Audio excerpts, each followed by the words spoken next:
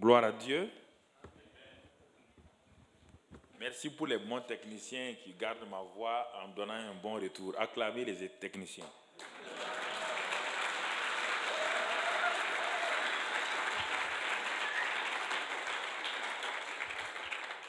Donc on les a mis dans une valeur, il ne peut plus descendre en dessous. On les a élevés, ils doivent rester dans cette dimension maintenant. Alors nous remercions le Seigneur cet après-midi pour la deuxième session. Je rends grâce à Dieu pour le partage que nous avons pu faire ce matin et cet après-midi. Nous voulons voir ce qu'on aurait dû voir en premier lieu, les hommes en tant que fils et gérants du Père. Nous avons vu les hommes dans leur rôle de père et de mari. Nous allons revenir comme si nous commencions les hommes d'abord en tant que fils, pas en tant qu'enfants. Car le monde d'aujourd'hui est à la recherche des hommes qui sont des fils de Dieu. Des hommes qui ont la maturité, qui ont la représentativité de ce qu'est Dieu, leur Père. Le monde est fatigué de voir des enfants, des chrétiens enfants, qui sont héritiers et qui n'entrent pas dans leur héritage, qui n'affectent pas leur voisinage, qui au service ne sont pas consultés sur les affaires du service de façon correcte. Le monde veut, désire, cherche, est à la recherche des fils. À 12 ans, Jésus a fait une déclaration qui montrait déjà ce pourquoi il était venu sur la terre. À 12 ans, quand Marie et Joseph l'ont perdu dans la foule à Jérusalem, il était assis devant ces hommes de loi, ces docteurs, et quand Marie et Joseph l'ont trouvé, ils ont dit, mais mon enfant, que nous as-tu fait? Il a répondu, il faut que je m'occupe des affaires de mon père. Il déclarait par là qu'il était venu dans un but, afin de manifester, lorsque le temps serait accompli, quand il va entrer dans la filiation, alors il était venu pour les affaires du royaume. Et effectivement, après cette 12e année, on ne voit pas Jésus, on ne le voit pas sur la scène. Et à l'âge de 30 ans, Luc 3, 21, 22, nous dit que le fils ayant vu, que le père ayant vu que l'enfant avait grandi en stature et en sagesse devant Dieu et devant les hommes, il a eu une croissance dans la sagesse. Maintenant, le père veut le présenter à tout le monde. Et au Jourdain, après le baptême de Jean-Baptiste, et que la prière, le ciel soit ouvert, la voix du père retentit. Tu es mon fils bien-aimé, en qui j'ai mis toute mon affection.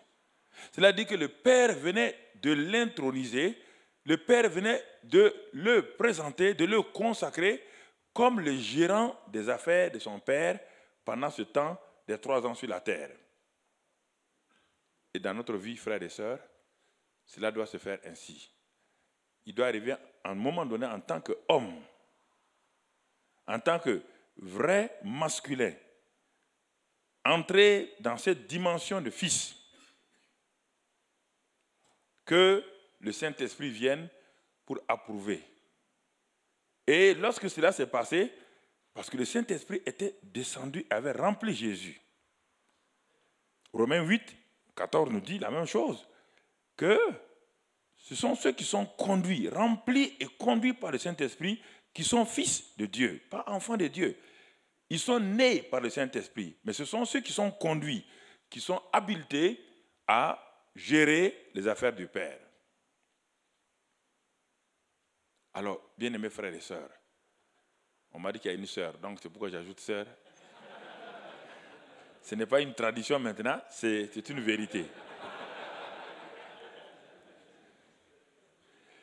Alors, il est important que nous comprenions ce fait que Dieu nous demande. Fils. Et Dieu le Père a présenté Jésus 2 fois. Premièrement, pour lui assurer son identité de fils. Tu es mon fils. Ça, c'est dans Luc 3. Mais dans Matthieu 17, ce n'était pas pour confirmer. C'était pour dire à tous maintenant, celui-ci est mon fils bien-aimé en qui j'ai mis toute mon affection. Il ajoute, écoutez-le. Alors, les gens doivent nous écouter. Ils doivent nous écouter pas en tant qu'enfants. Ils doivent nous écouter comme le porte-parole des affaires du Père. Ils doivent nous écouter comme ceux à qui le Père a donné une délégation de pouvoir pour le représenter. Et le monde doit écouter ce que nous disons quand le monde voit en nous la maturité que le Saint-Esprit a mise en nous par la sagesse, l'intelligence et la connaissance. Alors le monde est prêt à nous écouter, le monde est prêt à ouvrir ses oreilles, le monde est prêt à s'asseoir pour dire, tiens, enfin nous avons trouvé des fils de Dieu.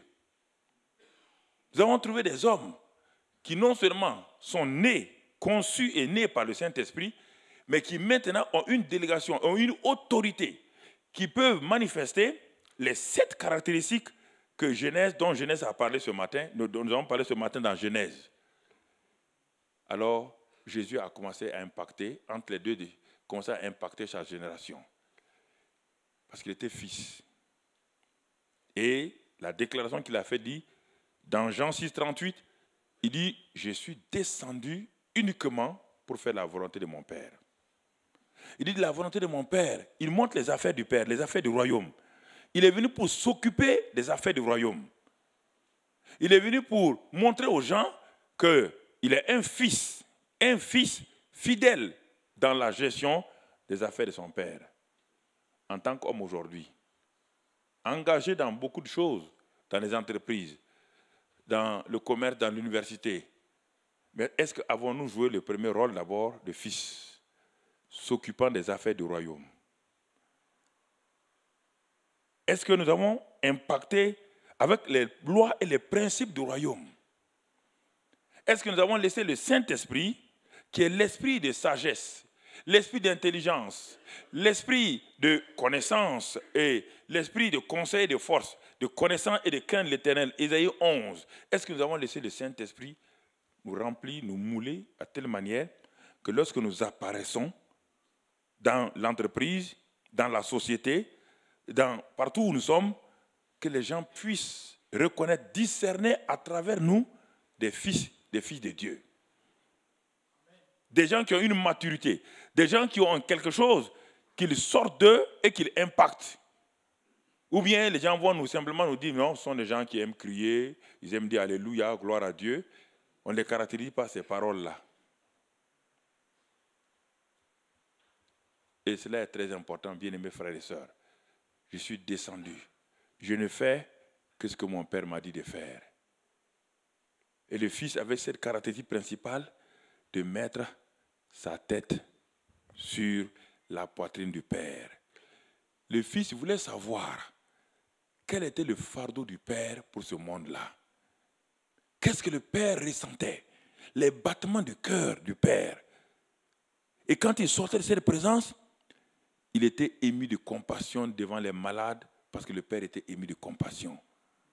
Le Fils était celui qui transférait ce que le Père lui a donné ce matin dans son temps de lieu secret, dans le lieu secret avec Dieu. Il sortait de cette présence de Dieu avec la révélation que le Père, et c'est pourquoi il était ému et inquiet devant aucune situation. Il était simplement rempli de compassion. Et cette compassion se manifestait sous forme alors de guérison, de délivrance. Est-ce qu'en tant que fils, nous sommes tout le temps au pied du Père, écoutant sa voix, pour lui dire, mon fils, j'ai un problème dans ma vie aujourd'hui. Il est sorti de la présence du Père. Le Père lui a dit, mon fils, va en Samarie. Aujourd'hui, en Samarie, il y a un problème. Il y a une dame qui se débat. Il y a une femme dont la vie est complètement gâchée.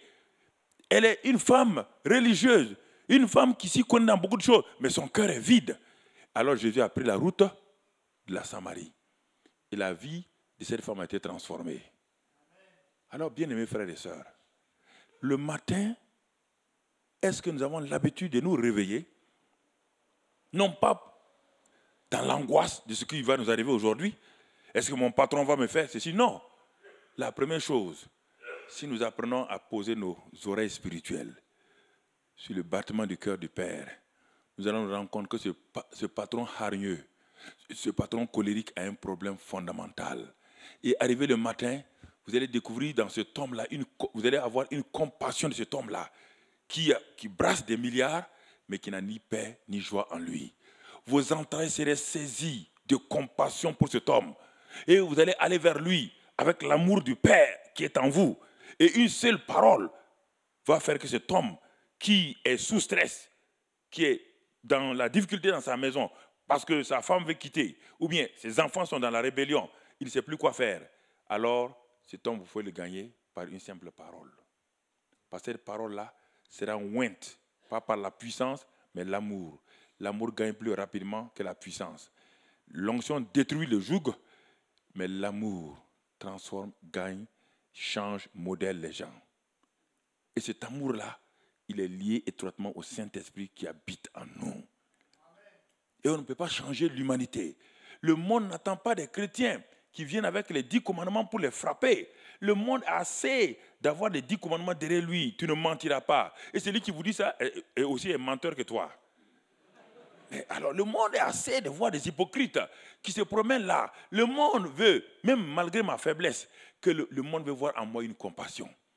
Alors le monde est prêt à pardonner mes faiblesses quand il voit que je suis rempli de compassion pour lui. Dieu a tant aimé le monde, il n'a pas jugé le monde. Dieu a tant aimé le monde qu'il a sorti de son cœur une compassion sous la forme d'un homme qu'on appelle Jésus-Christ, qui allait de lieu en lieu, rempli du Saint-Esprit, rempli de l'amour de Dieu, qui allait de lieu en lieu libérer les hommes. Oui, frère. Le Fils, ce matin, il s'est mis à genoux, il a prié. Le Père lui a dit, dans cette ville-là, il y a un homme, un publicain qu'on appelle Zachée. Les affaires de mon royaume ce matin, c'est d'amener Zachée à me connaître. Le Fils a dit, oui, Père. Il dit, où te trouves Zachée? Il dit, mon fils, par l'Esprit Saint qui est en toi, il va te conduire. Et le matin, en se réveillant, Jésus avait un programme. Mais il a pris la route, cette route. Les gens ont dit, Seigneur, mais cette route-là, où vas-tu? Il dit, non, je m'occupe des affaires de mon Père. Je suis un fils obéissant. Je ne fais que ce que je vois faire au Père. Et je ne dis que ce que le Père m'a dit de faire, d'entendre. Ce que j'ai entendu. Nous disons des choses que nous n'avons pas entendues. Et nous nous taisons quand nous devons parler. C'est ça que Adam a loupé sa situation de fils. Au moment où il devait parler à sa femme, il s'est tué. C'est le silence des hommes. Il se taise, quand la femme a tout gâté, il dit, ah oui, c'est elle. Une simple parole aurait pu arrêter ce drame de Ève. Adam n'était pas loin, il était à côté. Puisque quand Ève a tendu le fruit, il était à côté. Il a ouvert sa bouche pour manger le fruit, mais il a fermé sa bouche pour ne pas avoir de problèmes. Et beaucoup de gens, pour ne pas avoir de problèmes, ferment leur bouche. Quand la femme va se dire, oui, chérie, ça va. Quand tout est foutu, il dit, ah, mais c'est toi, hein. Ayons le courage. Ayons le courage du Fils. Et quand Jésus est arrivé, sous cet arbre où était caché Zachée, le Père lui avait tout donné, frère. Tout. Il y a plusieurs années, nous avons développé ce qu'on appelle chez nous le PSP, le partenariat spirituel de prière. Le Seigneur m'a dit, forme les églises. Il dit, la corde à 3 fils ne se rompt pas facilement. Et la loi des 2, la loi des 3. Quand 2 se mettent d'accord, ça c'est la loi des 2, la loi des 3, la corde à 3 fils. La combinaison de la loi des 2 et la loi des 3, c'est une chose extraordinaire. Quand j'ai commencé à enseigner ça à l'église il y a 15 ans, je leur ai dit, pour que vos vies soient impactées, apprenez à écouter la voix du Père dans votre cellule. Ayez incarné dans la colonne de gauche tous les sujets de prière, dans la colonne de droite tous les exaucements à la prière. Et vous verrez ce qui va se passer. Allez-y, écoutez la voix du Père tranquillement. Ne vous inquiétez pas. Si vous allez, non pas pour vos intérêts personnels, si vous êtes là et vous dites, Père, nous voulons nous occuper des affaires du royaume. Aujourd'hui, quelles sont les affaires du royaume que tu as prévues pour nous et pour nous? Puis dans Ephésiens 2:10, il est dit qu'il a déjà préparé les bonnes œuvres pour nous afin que nous les pratiquons. Alors s'il les a préparés, il faut lui demander quelles sont les bonnes affaires, les bonnes œuvres que tu as préparées pour ces 3 personnes, ce duo, pour nous aujourd'hui. Il va vous montrer quelqu'un, peut-être que vous avez négligé depuis 15 ans, depuis 10 ans. Et brusquement, vous allez voir dans cette personne-là, vous allez discerner quelque chose de profond. Et alors, vous dites, mais ce n'est pas possible, ça fait 10 ans qu'on part devant lui, on ne l'a pas gagné à Christ. Ça fait 10 ans qu'il vous attend. Quand Jésus est arrivé sous l'arbre de Zachée, il s'est arrêté. Les gens ont dit, mais pourquoi il s'arrête? Il a dit, Zachée descend. Les gens ont dit à Jésus, cette fois tu t'es planqué. Zachée était un notable, Seigneur. Tu étais un notable de la ville. Il ne monte pas sur des arbres. Seigneur, cette fois-ci tu t'es planqué, c'est sûr et certain. Mais, au grand étonnement de tout le monde, ils ont vu Zachée descendre comme un margouillard. Pourquoi? Il a dit à ces gens-là, parce que le Père m'a dit ce matin, quand je l'écoutais, il m'a dit, il y a un homme dont le cœur a faim et soif de moi. Les gens l'appellent un publicain. Les gens l'appellent un homme de bonne vie, de la bonne chair. Mais c'est un homme en réalité qui a faim et soif de moi. Les pharisiens n'ont jamais reconnu Jésus. Ils ont manqué. Mais Zachée, le publicain, l'a reconnu. Ça, c'est ce qu'on appelle la loi de la reconnaissance. Si vous n'arrivez pas à reconnaître les gens qui sont devant vous, vous ne leur serez jamais utiles. Et si vous ne les reconnaissez pas, ils ne vous seront jamais utiles. Si je vois ce jeune homme et je ne reconnais pas que Dieu a déposé en lui un trésor, je ne reconnais pas qu'il ait une identité de Christ, je ne reconnais pas qu'il ait, en tout cas, un instrument, tout ce que Dieu a déposé dans sa vie pour moi, je ne l'aurai jamais. Et je vais prier, je vais jeûner, mais Dieu a prévu cet homme-là pour satisfaire mon besoin. Et comme je ne le reconnais pas, je serai toujours dans un manque. Dans l'église locale, c'est ce qui nous manque. Nous ne savons pas reconnaître la loi de la reconnaissance, la loi de l'amour et de l'appréciation dans les uns et les autres. Le Père a mis en nous son esprit. Il a mis en pour que nous puissions reconnaître. Et c'est pourquoi Jésus a réussi à 100%. Jésus n'a pas réussi à 100%. Jésus ne faisait pas tout ce qu'il voulait. Et le Père dit un jour à Jésus, va à Bethesda. Il y a un homme qui a une pensée unique à Bethesda. C'est-à-dire, il pense qu'à Bethesda, Dieu, il s'est fait une doctrine, et puis ça fait 38 ans qu'il est à Bethesda. Il est devenu l'ancien de l'église de Bethesda. 38 ans, il est à l'église de Bethesda, il a fondé une église là-bas, il a nommé église de Bethesda, et il est devenu ancien. Et il attend que Dieu le guérisse par l'ange qui vient remuer l'eau. Mais ça fait 38 ans qu'il attend. Et le Père lui dit, va aujourd'hui à Bethesda, dis-lui que sa guérison n'est pas par un seul moyen. Et que Dieu ne guérit pas seulement en faisant réchauffer l'eau par un ange. Quand Jésus, le Fils, est descendu vers cet homme-là, il lui a demandé, veux-tu être guéri? Simplement, veux-tu être guéri? L'homme a commencé à raconter des histoires. Oh, il n'y a personne qui m'aime ici. Personne ne m'aime dans cette maison-là. Et je souffre. Jésus lui dit, je te pose une question. Veux-tu être guéri? Ah oui, mes frères, on m'a dit que c'est par l'imposition des mains. Je ne te demande pas si c'est par l'imposition. Je dis, veux-tu être guéri? Ah oui, on nous a dit que c'est par l'onction d'huile. Je ne te pose pas la question sur l'onction d'huile. Je dis, veux-tu être guéri? Réponds-moi d'abord avant de commencer à faire la dissertation. Oui, frère, parce que les gens, parfois, ont une pensée unique. Et quand le Fils de Dieu que nous sommes, dans la maturation, donc dans cette étape de maturité, quand nous apprenons à écouter la voix du Père, alors notre vie, tous ces petits problèmes que nous avons, on va les éviter. On va les éviter. Le Fils est appelé à être à l'écoute de la voix du Père. Regardons 3 fils dans l'Ancien Testament et dans le Nouveau Testament. Le premier fils, il s'appelle Saül. Il a été négligent dans la gestion des années de son père. Et il sera négligent plus tard quand il sera roi. Il n'a pas été un bon fils. quand Dieu l'a établi roi, il a été un mauvais roi. Parce que la négligence de la vie de Saül, quand Saül est parti à la recherche des ânesses, les gens croient que Saül n'était pas responsable. Mais quand il a rencontré Samuel, dans 1 Samuel 9, verset 20, quand il rencontre Samuel, Samuel nous dit la vérité sur Saül. Il dit, ne t'inquiète pas pour les ânesses que tu as perdues.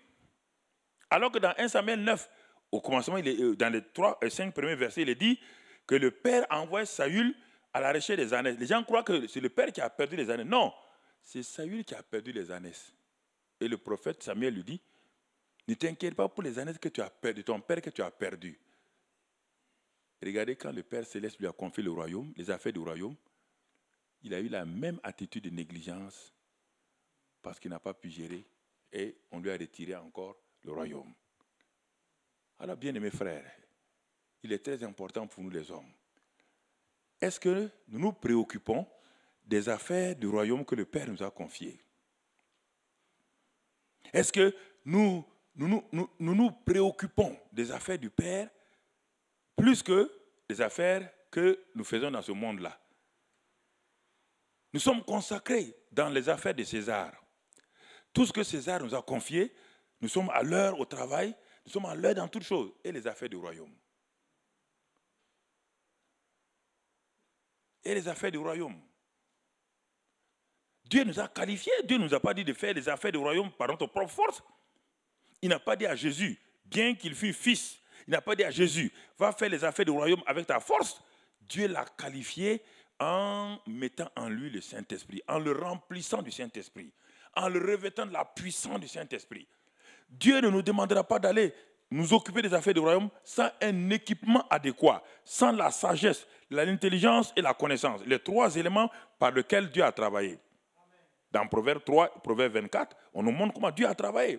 Proverbe 3, il est dit que Dieu a tout créé par la sagesse. Il a affermi les choses par l'intelligence. Et la connaissance ou la science appliquée, Dieu a utilisé. Dans Proverbe 24, Dieu dit, une maison se bâtit par la sagesse. Elle est affermie par l'intelligence.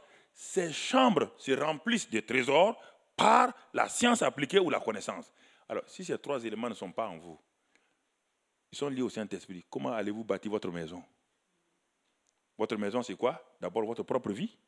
Deuxièmement, votre famille. Troisièmement, l'église locale. Comment allez-vous bâtir cela? Donc, en tant que fils, Saül a été un fils négligent. Et quand le temps est venu, pour lui donner le royaume, il a été négligent. Le deuxième fils, il s'appelle David. Il a été fidèle dans ce que le Père lui a confié son troupeau. Fidèle même quand personne ne le reconnaissait. Il n'a pas besoin d'être reconnu officiellement dans la maison pour être fidèle. Il a dit, dès le moment où mon Père m'a confié le troupeau, ce petit troupeau-là, je serai fidèle. Et il a joué le rôle.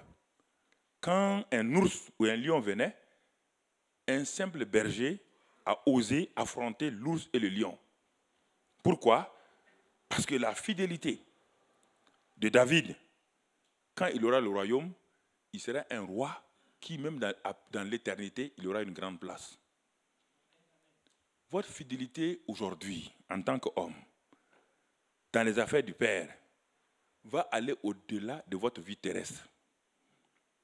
Ça va vous préparer votre futur éternel. C'est pourquoi dans la Bible, dans le livre de l'Apocalypse, on dit celui qui a vaincu tout le temps, que celui qui a des oreilles écoute ce que l'Esprit dit, et c'est celui qui a vaincu, ou celui qui vaincra, qui aura telle place. Alors, bien-aimés frères, il est important que ce soir nous comprenons, donc, en tant que fils, Dieu demande au fils de la fidélité. Le fils doit honorer, il doit être fidèle. Il doit être consacré à ce que le Père lui a dit. Donc le deuxième fils, c'est David. On voit qu'il a été fidèle aux affaires de son père. Et quand le Père l'a propulsé comme roi, il a été fidèle et il a terminé dans son royaume, dans sa situation de royaume. Mais on verra tout à l'heure David, est-ce qu'il a été un bon prêtre? Ça, c'est autre chose. Alors, le troisième, après, c'est ce fils aîné, dans Luc 15, ce fils aîné, apparemment, il a été fidèle. Mais il n'avait jamais la joie ni la paix en faisant ce que le Père lui a confié. Il le faisait en murmurant, et c'est ce qui a perdu Israël dans le désert. Israël est sorti de l'Égypte. Il n'y avait aucun pharaon derrière Israël. Pharaon et son armée ont été de l'autre côté. Il n'y avait aucun démon derrière eux. Vous imaginez? Des gens qui étaient avec la colonne de feu, la colonne de nuée au-dessus d'eux. La présence de Dieu était là. Des gens qui avaient l'eau du rocher qu'ils buvaient. Les gens qui étaient assistés par la manne qui leur donnait une force surnaturelle et qui les empêchait de tomber malades. Comment ont-ils fait pour ne pas rentrer en Canaan sans Pharaon derrière eux, sans aucun ennemi derrière eux? Comment ils ont-ils fait pour échouer si lamentablement? C'est le premier fils, c'est eux les premiers fils. Qu'est-ce qui s'est passé? Parce que leur cœur, le fils, leurs oreilles de père, leurs oreilles de fils, ces choses n'ont pas été circoncis, ils n'ont pas laissé circoncis tout cela. Quand le père parlait, ils argumentaient. Quand le père parlait, ils raisonnaient. Quand le père parlait, ils avançaient des arguments qui sont contraires à la voix du père. C'est ça qui les a perdus. Ils ont vaincu Pharaon. Ils ont vaincu les magiciens d'Égypte. Ils ont vu des grandes choses. La mer rouge s'est ouverte devant eux. Mais ils sont tombés un à un, sans entrer dans leur promesse, dans leur héritage, parce que la voix du Père n'a pas eu accès à leur cœur. Alors qu'au moment où ils marchaient, la présence du Saint-Esprit était au-dessus d'eux. La gloire de Dieu était au-dessus d'eux. Quand ils levaient les yeux, ils voyaient la gloire de Dieu. Ça, c'est les fils. Dieu a fait de nous des fils d'abord. Et des fils qui sont prêts à obéir au Père, à marcher avec le Père. Des fils. Et le fils prodigue, le fils aîné, du moins, n'a pas pu rentrer dans la joie de son père. L'histoire du fils aîné se termine en queue de poisson comme l'histoire de Jonas. On a dit que Jonas est resté sur le ruisseau et c'est fini, point final. L'histoire s'est terminée en queue de poisson. On ne voit pas l'avenir de Jonas. C'est la même chose avec le fils aîné. On ne voit pas son avenir. Le père est rentré, il n'est jamais rentré. Il n'a jamais participé à cette joie-là. Il était un fils, mais un fils, quand on regarde, un fils dont le cœur n'a pas été rempli de cette nature que le père avait, cette compassion. Alors, bien-aimés frères, il est très important que nous voyons en tant que fils.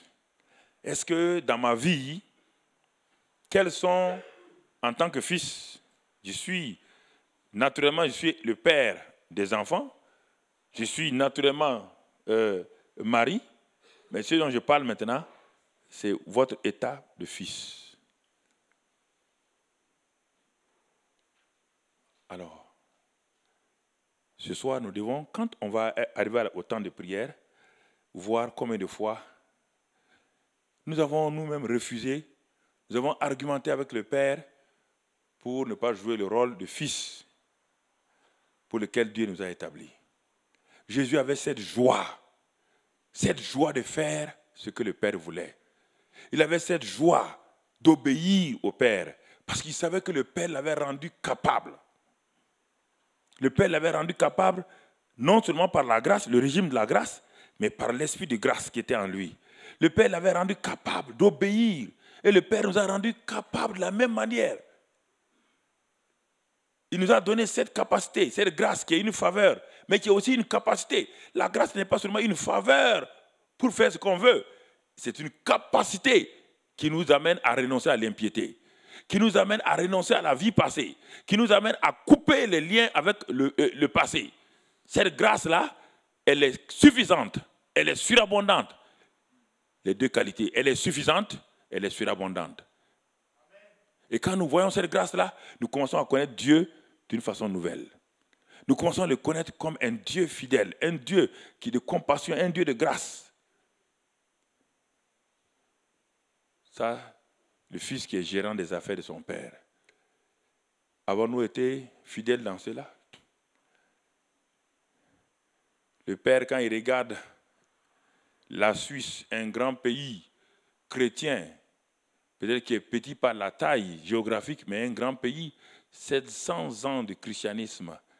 Quand vous regardez cette Suisse qui n'a jamais été envahie, où Dieu vous a fait grâce, où les armées vous ont entouré sans jamais pénétrer dans votre pays, à cause de l'amour, de la grâce que Dieu avait sur vos ancêtres, qui ont combattu le combat, qui ont été des fils, qui ont été des hommes qui marchaient, qui allaient à cheval, qui parcouraient les cantons, qui impactaient à cause de leur fidélité. Les avions bombardaient tout à côté. Vous voyez, pas vous, vos pères et vos grands-pères ont vu les bombes tomber, mais sans tomber là.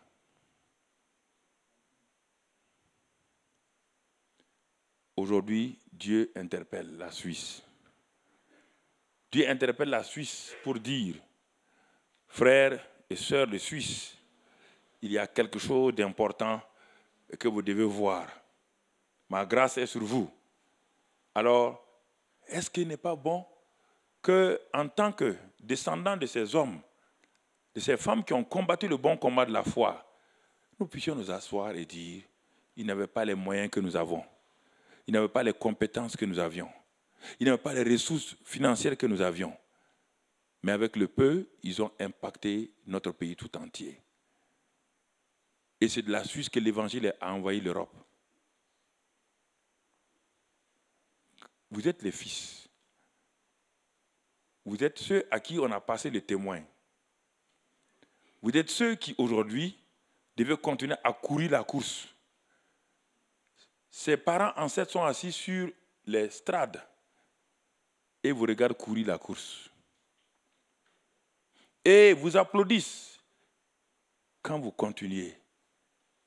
Mais baissent la tête en se disant, mais pourquoi ne courent-ils plus la course que nous avons commencé à courir? Pourquoi n'ont-ils plus cette ferveur dans la prière? Pourquoi quand les bombes tombaient, nos ancêtres étaient dans les montagnes, criaient à Dieu, et ils voyaient la face de Dieu. Dieu disait, aucune bombe ne tomberait dans votre nation. Et effectivement, le pays a été enveloppé. Où est cette ferveur, fils, que Dieu vous a donné et que vous devez relever? Ils avaient le même Saint-Esprit, nous avons le même Saint-Esprit.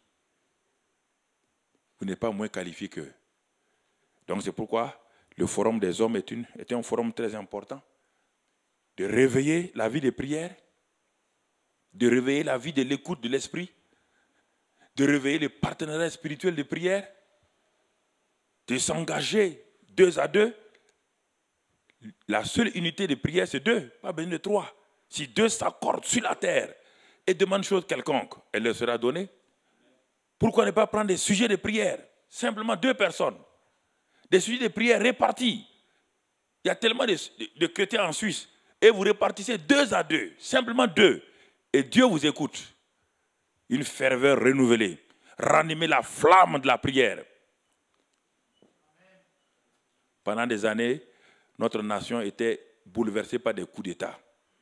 Des coups d'État, des coups d'État. On s'est dit, mais nous sommes là chrétiens. Mais pourquoi il y a des coups d'État? Quand nous avons commencé à comprendre que Dieu nous interpellait et que si les gens savaient que nous étions un peu la cause de tout cela, on allait avoir des problèmes, nous avons commencé des prières. Et Dieu m'a dit un jour, fais la tour de prière à 2 niveaux, et les gens vont prier 24 sur 24 et par téléphone. Nous avons commencé à faire cela, les choses ont changé. Et quand quelque chose va arriver, Dieu nous prévient d'avance, 1 mois, 15 jours. Et nous commençons à voir les événements changer par la prière. Nous avons commencé à bouleverser. Chaque nation, comme chaque homme, a une destinée, a un destin. Vous avez un destin, votre nation a une destinée dans le Conseil des Nations.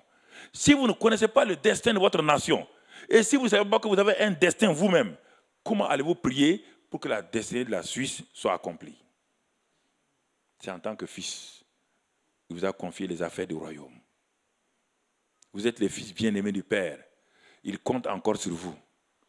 Il vous dit, mes enfants, mes fils, c'est par vous que je peux atteindre. Vous êtes mes pieds, vous êtes ma bouche, vous êtes mes genoux. Alors il vous demande que ce forum des hommes soit un forum de renouvellement, d'équipement, un forum où je m'engage par la grâce de Dieu, où je prends un engagement pour dire, Seigneur, oh Dieu, la génuflexion longtemps n'a pas fonctionné en moi.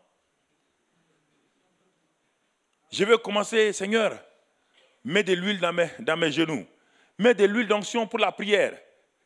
5 minutes de prière fervente, 10 minutes de prière fervente peut bouleverser votre nation. Simplement 5 minutes de prière fervente pour la nation. Un réveil, comme il y a eu au temps de Calvin et des autres, ce même réveil est à votre porte. Parce que les puits qui ont été creusés par vos pères ont été fermés. C'est à vous de les déboucher par la prière, par donc le jeûne et les cris à Dieu. Et ces prières seront débouchées encore. Et la vie abondante qui avait jailli va jaillir dans cette grande nation que Dieu vous a donné, un si beau pays physiquement et qui aujourd'hui spirituellement est en danger. Donc c'est pourquoi, frère, il est temps qu'en tant que fils, nous prenions à cœur les affaires du Père. Un mercenaire ne prend pas à cœur les affaires du Père. Un mercenaire est payé pour un salaire, mais un fils s'occupe des affaires de son Père. Et la Suisse est un don, un héritage que Dieu vous a donné. C'est votre héritage. Prenez-en soin.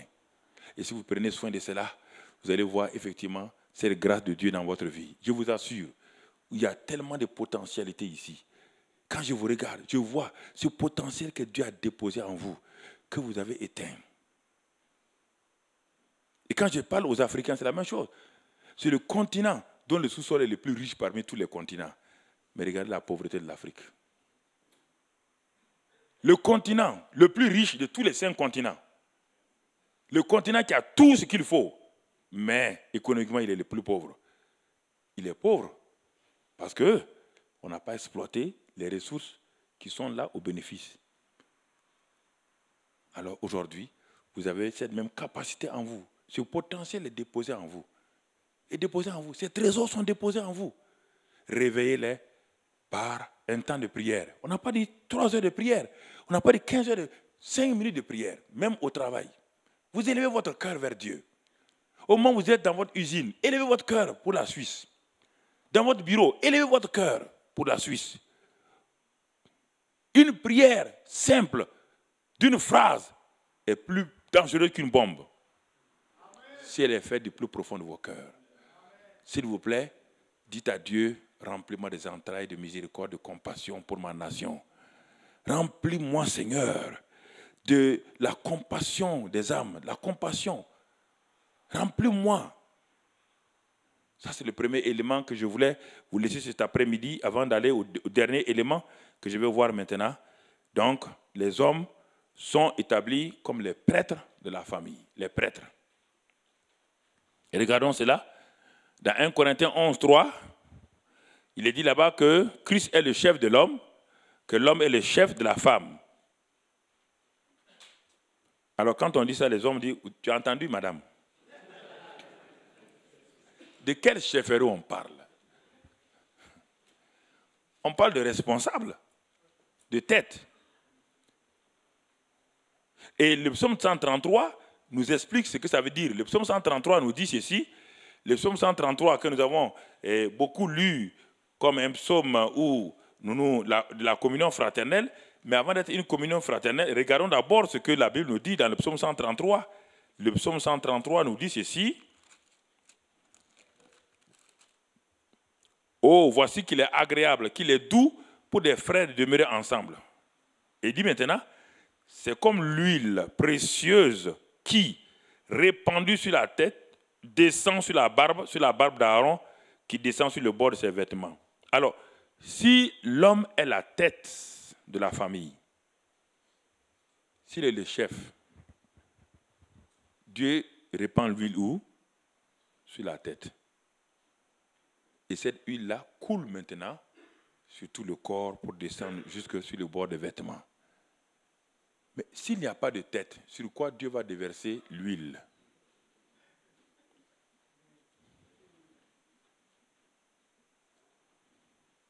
Si je refuse en tant qu'homme de prendre ma position d'homme, de prêtre de la famille,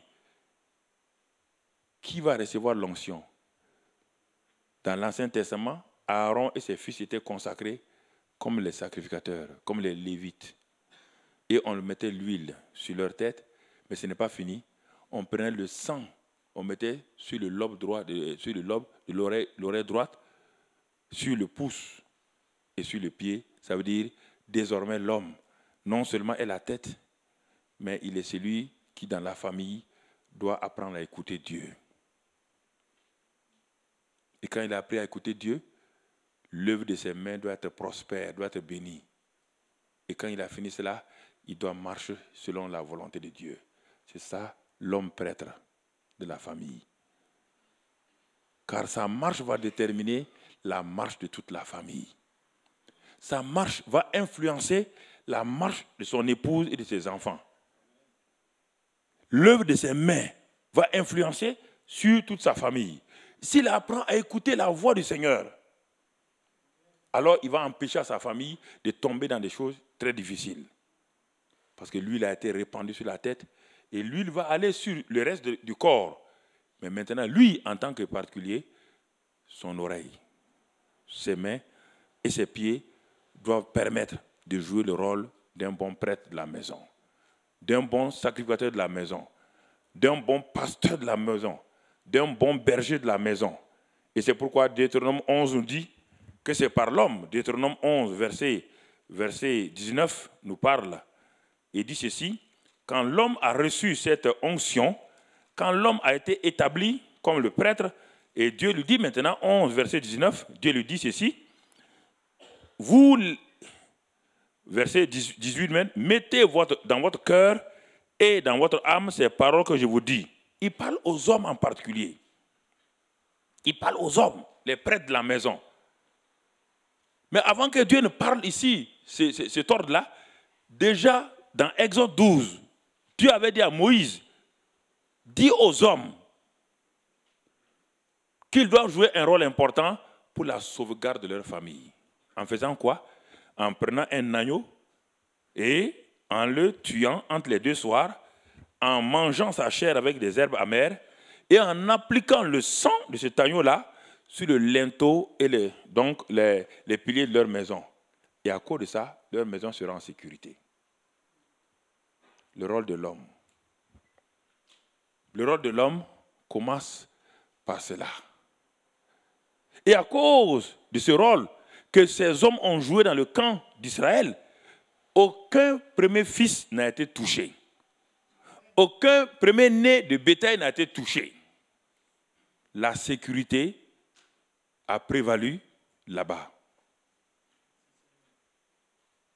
Dieu maintenant leur dit dans Deutéronome 11, 18 et 19, il dit ce n'est pas suffisant de faire des sacrifices seulement, de faire la protection. Votre rôle en tant qu'homme, il est dit, mettez dans votre cœur et dans votre âme ces paroles que je vous dis, vous les lirez comme un signe sur vos mains et elles seront comme des frontaux entre vos yeux. Vous les enseignerez à vos enfants et vous leur en parlerez quand tu seras dans la maison, quand tu iras en voyage, quand tu te coucheras et quand tu te lèveras. Tu les écriras sur les poteaux de ta maison et sur tes portes. Amen. Ça, c'est le rôle de l'homme. L'homme doit ouvrir la Bible, l'étudier pour lui-même, réunir sa famille, leur parler, les enseigner simplement sur l'ABC de la parole de Dieu. Donner l'amour de la parole à ses enfants, à cette épouse-là. Quand les enfants verront leur papa aimer la parole, quand ils seront instruits dans les voies de Dieu, en grandissant, même s'ils s'éloignent, cette parole va les ramener à Dieu. Mais combien d'hommes aujourd'hui sont en train de jeûner et prier pour leur manque de prise de responsabilité il y a 20 ans, 40 ans en arrière? Pourquoi souffrir à jeûner et à prier aujourd'hui pour ce que tu aurais pu faire simplement chaque jour en faisant asseoir tes enfants, en leur inculquant l'ABC de la parole de Dieu, en leur donnant simplement la révélation de Dieu. Et ce qui aurait empêché qu'aujourd'hui tu sois en train de souffrir, en train de jeûner et prier. Aujourd'hui, tu devais être dans la joie, simplement te réjouir pour ces enfants-là. Bien-aimés frères, voilà pourquoi nous avons des difficultés. Alors, toutes ces choses-là mélangées, comment voulez-vous que l'homme soit opérationnel? Il est fatigué. Quand il vient le soir, il est fatigué. Et la seule chose qu'il veut, s'asseoir devant la télévision et regarder la télévision. Parce qu'il n'a plus d'énergie en lui. Non pas qu'il ne le veuille pas, il le veut. Mais il n'a plus d'énergie en lui. Il n'a plus d'énergie. Il n'a plus d'énergie pour dire à ses enfants, venez vous asseoir, on va lire la Bible. Il n'a plus ça. Il n'a plus cet engouement. Cette ferveur de prier n'est plus là. Prête la maison. C'est ce que nous aurons dû être. Mais il n'est pas trop tard, frère. Il n'est pas trop tard. Dieu dit, inculque-leur cela. Nous voyons un homme comme ce patriarche Job. Job avait des qualités intrinsèques dans sa propre vie. Job était un homme qui aimait la sainteté, qui vivait selon la parole de Dieu. Il n'y avait pas le commandement encore, parce que Job est plus ancien que Moïse. Il n'a pas connu les 10 commandements. C'était un patriarche avant Moïse. Mais il aimait tellement Dieu qu'il savait que ses enfants peuvent commettre des choses abominables à l'égard de Dieu. Quand ses enfants allaient les uns sur les autres, Job se plaçait là comme le père de la famille. Il faisait le sacrifice. Il sacrifiait, il faisait des holocaustes. C'est-à-dire, il appliquait le sang avant même que Moïse ait la révélation du sang.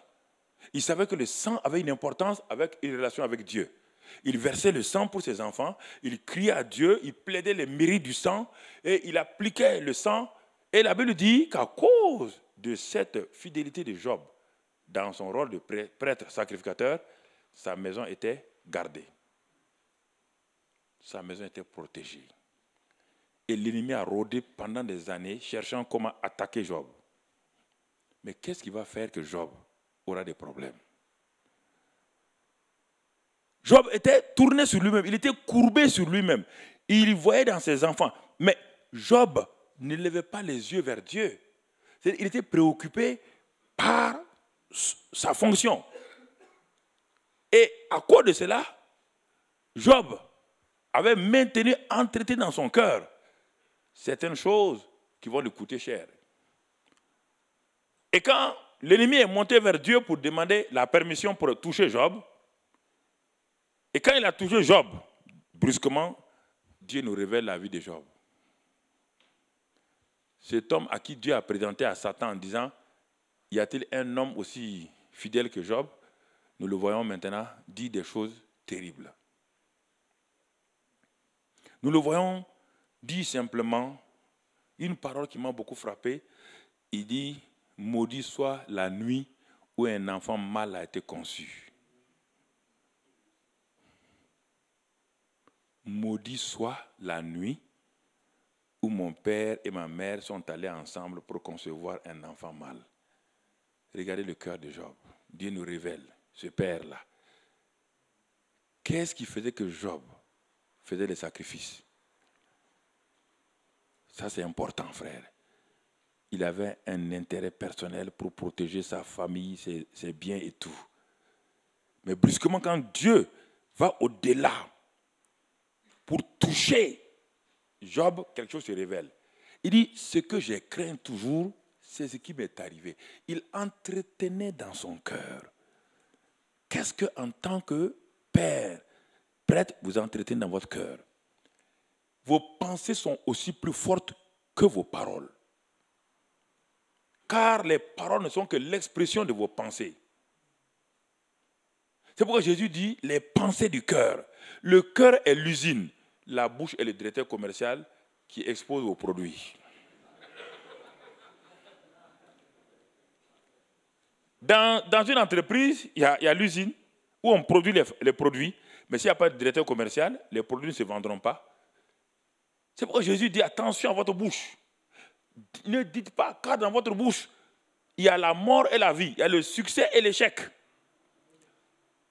Votre bouche va vous vendre à l'ennemi ou va vous propulser dans la présence de Dieu. Et Job a commencé à parler. Quand il a parlé, lui, il a dit à sa propre femme, sa femme a dit à Job, vous voyez là, là qu'on se rend compte que la vie de Job était un saint, mais il n'a jamais instruit sa femme et ses enfants. Sinon, sa femme n'a jamais dit, maudit Dieu et meurt.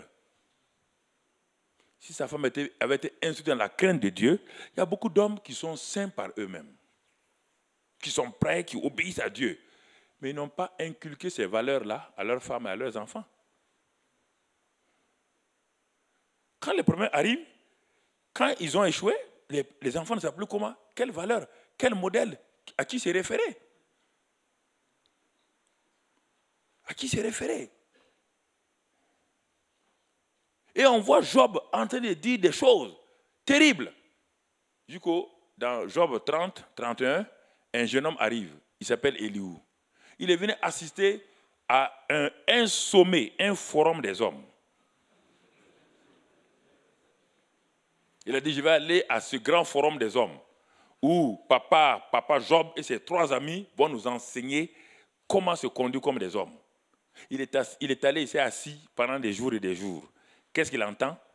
Des accusations réciproques. L'un attaque, l'autre contre-attaque.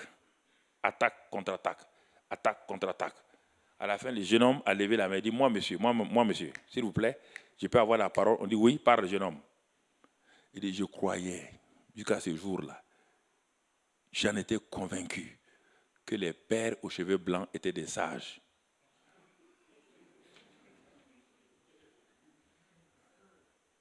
J'étais convaincu que les pères aux cheveux blancs, on doit les honorer. Mais je croyais que c'était une source de sagesse. Mais je me suis rendu compte que ce qui fait la sagesse, c'est l'Esprit de Dieu. Et quand il a parlé, plus Job n'a parlé, plus ses amis n'ont parlé, Dieu a pris la relève. Il dit, oui Job, où étais-tu quand je faisais le crocodile? Où étais-tu quand je mettais l'hippopotame? Quand je mettais ces choses-là? Quand je mettais les étoiles? Où étais-tu? Job s'est tu. Job dit, j'avais entendu parler de toi. Job nous révèle, là, il ne connaissait pas Dieu. Il avait seulement entendu parler de Dieu. J'avais entendu parler de toi.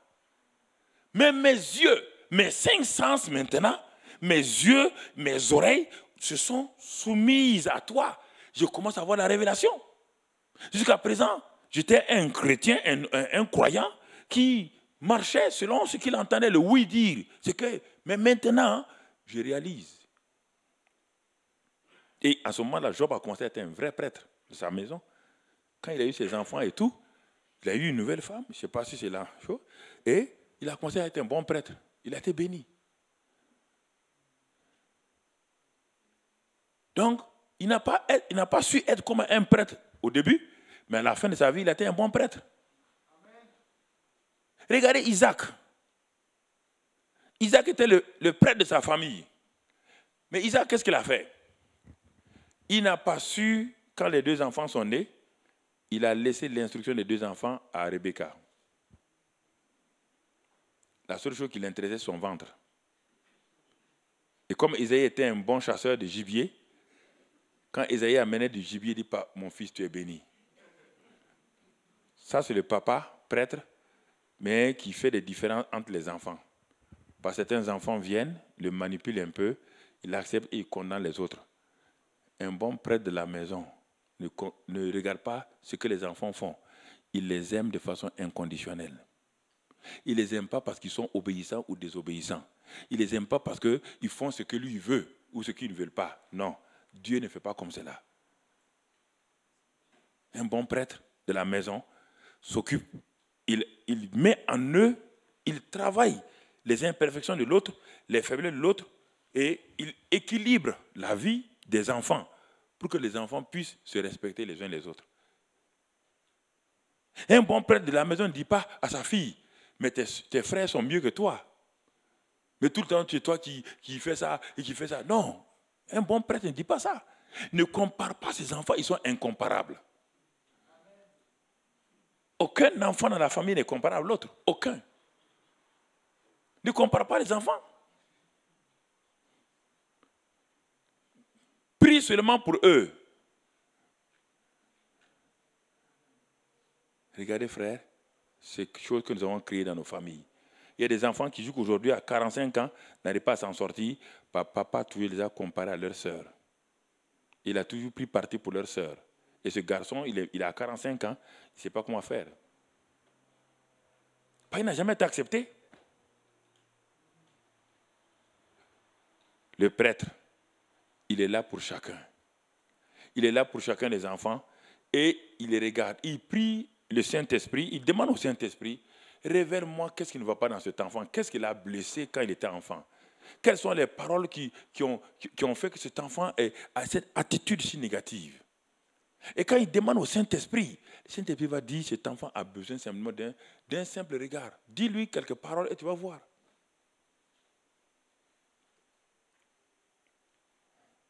Et ce sont des choses qu'on développe dans les temps difficiles. Dans les temps très difficiles. Parfois, on a envie, on te dit, mais qu'est-ce qui se passe, Dieu? Mais cet enfant, est-ce qu'il y a une malédiction ancestrale? Il n'y a pas de malédiction ancestrale. C'est sûrement un acte que tu as posé ou une parole que tu as donnée qui a blessé l'enfant, simplement. Un enfant était couché, une fillette était couchée dans une maison et le père et la mère étaient dans leur chambre. Et la fillette voulait aller demander quelque chose aux parents. Et quand elle est arrivée à la porte des parents, au moment où elle voulait rentrer, elle a entendu les parents parler des enfants. Elle s'est arrêtée pour voir. Quand les parents sont arrivés à elle, ils ont dit, mais on ne tirera rien de bon d'elle. Oh, on a tout essayé. La fillette est repartie sur la plante de ses pieds, rentrée dans sa chambre. Elle n'a plus rien dit. Elle a été traumatisée. Et quand sa mère dit, oh ma chérie, elle ne croyait plus. Elle a entendu la vérité sortir de la bouche de son père et de sa mère. Et le reste là n'était que simplement du théâtre pour elle. Elle a grandi. Pour se marier, elle avait des problèmes. Le rejet. Il a fallu qu'on l'amène tout doucement jusqu'à ce jour-là où il était enfant.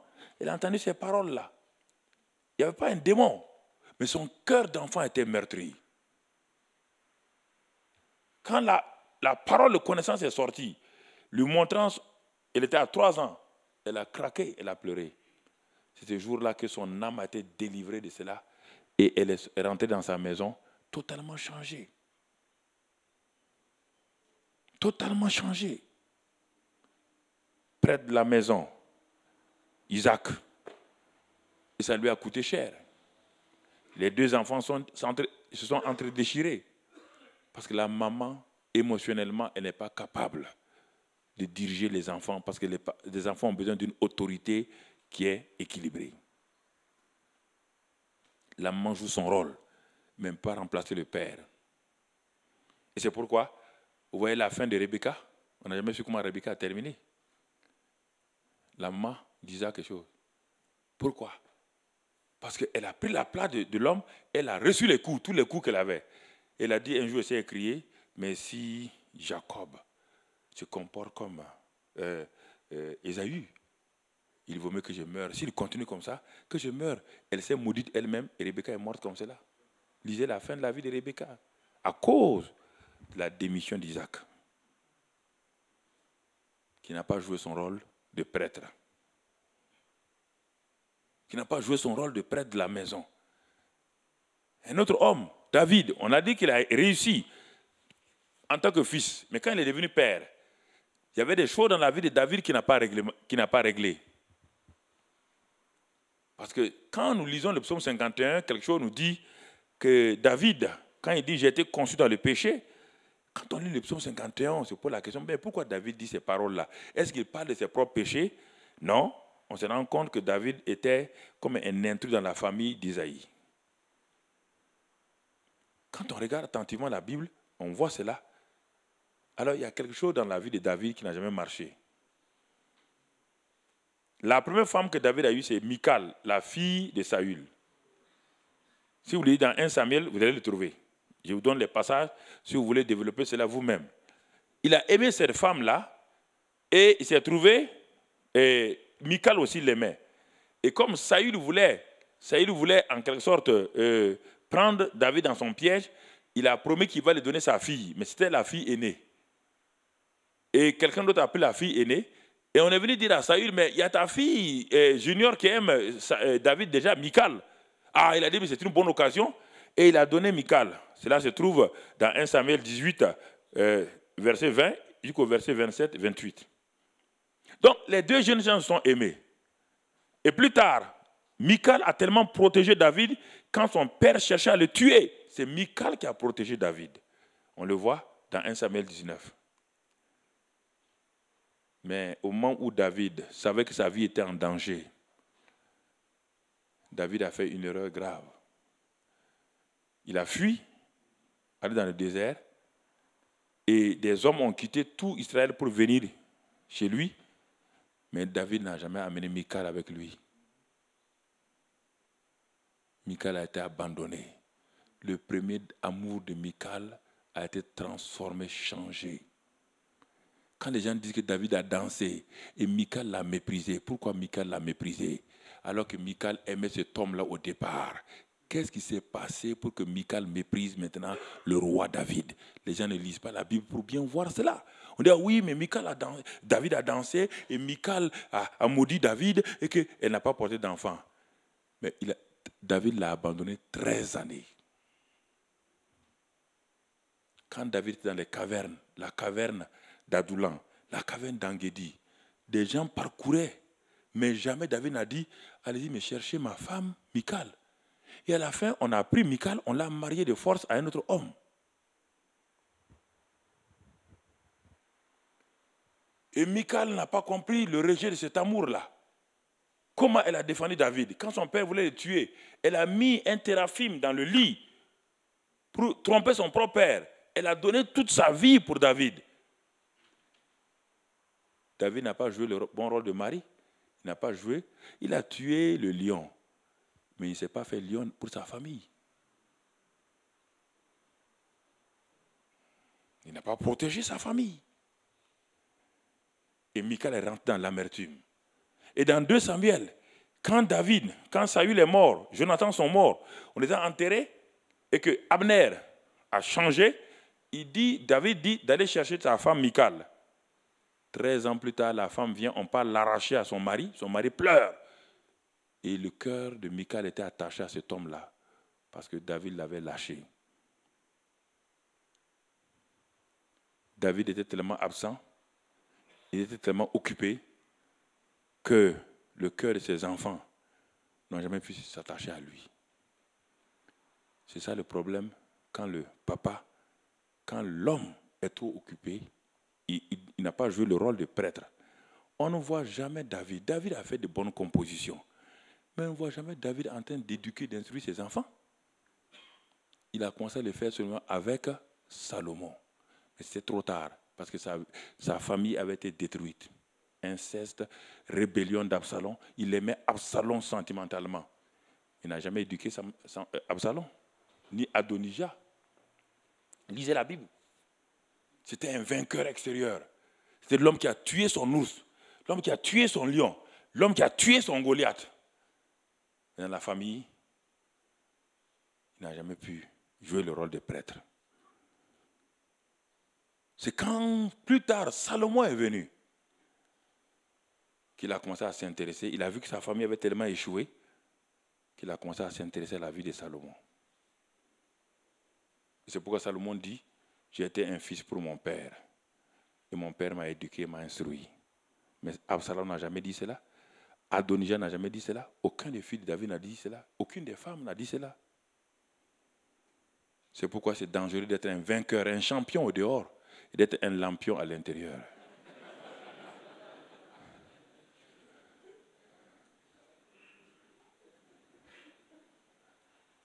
C'est dangereux, frère. Rentrons en nous-mêmes. Je m'assois, je fais le bilan de ma famille aujourd'hui. Où en sommes-nous? Où puis-je me situer aujourd'hui? question. Ai-je joué le rôle de prêtre? Je me rends compte que non.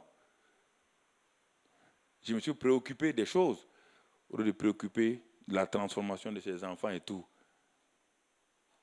Et les larmes sont là. La seule chose, c'est de prier que Dieu fasse grâce à ces enfants-là. Ils sont déjà modelés, ils sont mariés, ils ont des enfants. Que vas-tu faire?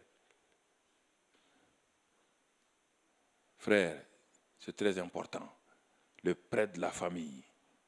Le prêtre de la famille. Quand Moïse a quitté, Moïse était tellement préoccupé par la libération d'Israël qu'il a pris sa femme, ses 2 enfants, il les a mis sur l'ânon, il partait.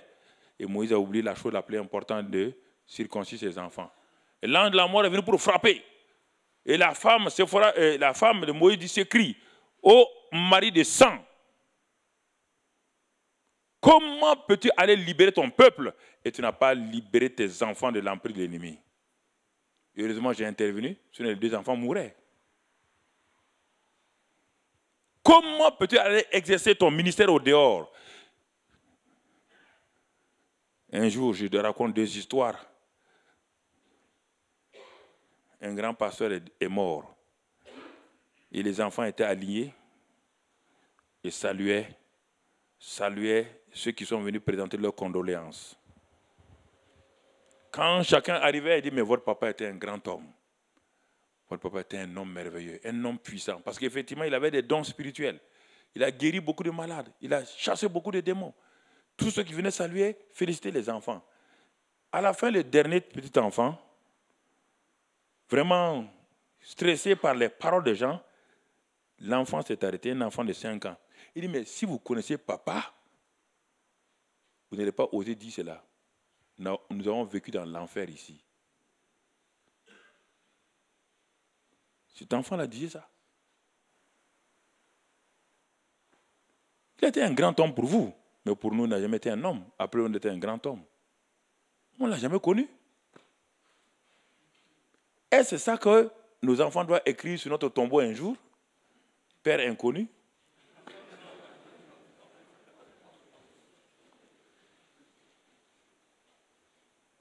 Et un autre homme de Dieu qui allait pour prêcher, il a amené sa femme à la prédication. Quand il a fini de prêcher, toutes les femmes ont couru pour embrasser la femme. Il dit, mais vous avez un mari merveilleux. Et la femme n'a rien dit, elle n'a pas répondu, elle a continué. Et donc, vous savez, les femmes sont comme ça, elles provoquent parfois. Ils ont continué à dire, mais ma chère sœur, votre mari est excellent. Vous vivez dans une maison, vraiment, regardez un homme comme ça, il fait des guérisons, des miracles. À la fin, elle était vraiment à la porte, elle a dit, mais venez vivre avec lui, c'est mieux. Il serait bon de venir vivre avec lui, vous saurez s'il est bon, s'il est grand ou pas, venez vivre avec lui, et là vous le saurez. Le prêtre de la maison. Le fils, le prêtre, le père de la maison, le prêtre de la maison. Si on regarde, il y a tellement de choses à dire sur le prêtre de la maison. Un autre homme qui s'appelle Inquiétant, vous connaissez son nom, c'est Akan. À cause de la convoitise des yeux, Akan veut dire inquiétant. Son nom veut dire inquiétant. Il a inquiété sa famille. Dieu a dit, dévoué par interdit tout ce qui sortira donc de Jéricho. Mais la Bible dit qu'il a vu, vous voyez bien, il a vu et il a pris. Il a vu, et quand il a vu, les 5 sens, quand il a vu, automatiquement, la convoitise est rentrée. Et quand la convoitise est rentrée, il a pris. Et il est allé creuser sous sa tente un trou. Vous imaginez? Écoutez, c'est dramatique. Quand il creusait le trou pour cacher l'or qu'il avait pris, il ne savait pas qu'il creusait le tombeau de sa famille. Frère, c'est dangereux ça. Un acte innocent, aux yeux, apparemment innocent aux yeux des gens. Il a pris le lingot d'or, il est pas sous sa tente, pour qu'on ne le trouve pas, il a creusé de ses propres mains. Quand le ciel le regarde, il dit, mais quel est ce mari insensé? quel est ce père insensé qui est en train de creuser la tombe de sa famille? Puisqu'il a enterré le lingot d'or sous la tente, ça veut dire dans sa maison. Donc il va affecter toute la maison, il va empoisonner toute la maison. Et quand Israël a été vaincu, on cherchait la cause. Toutes les tribus ont été appelées, tribu par tribu. Et quand la tribu d'Akan est arrivée, le Saint-Esprit a désigné Akan comme l'auteur. Il dit, Josué dit à Akan, quand tu fais mon fils, dis, il dit oui, j'ai vu. J'ai convoité et j'ai pris. Il dit, où tu as mis? Sous ma tente. Ils ont dit, mais comment?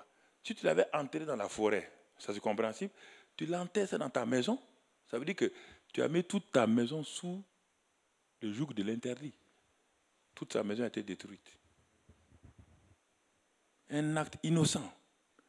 Détruire toute une famille, parce qu'Akan n'a pas joué le rôle de prêtre de la maison.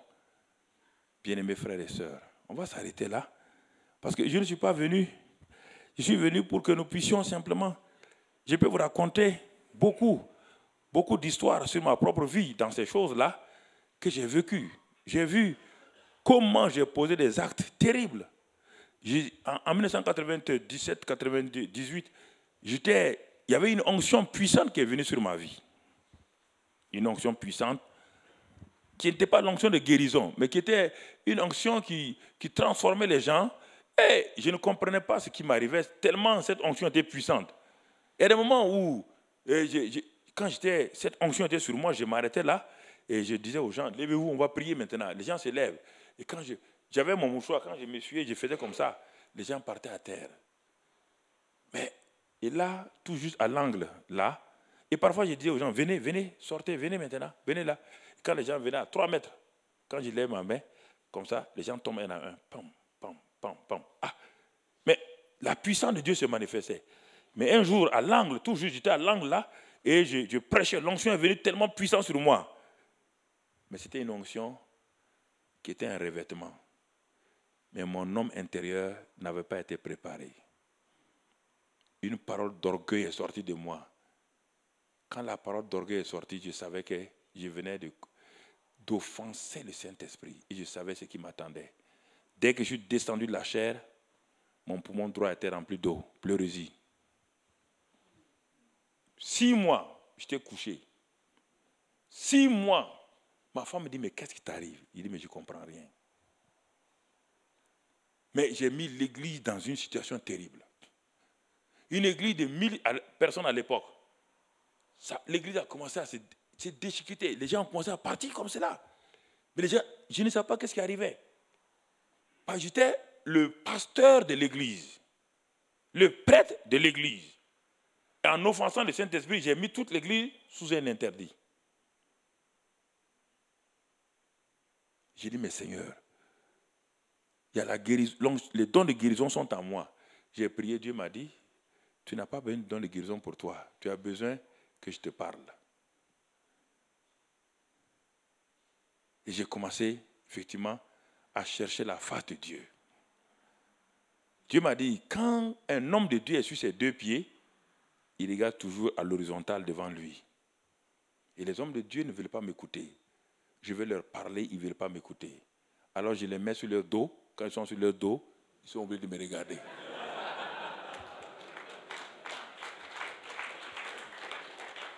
Il dit, mais ce n'est pas ton onction. Ma femme a été guérie, ressuscitée, par cette onction, par tout cela. Mais Dieu me dit, non, couche-toi. 1 mois, rien.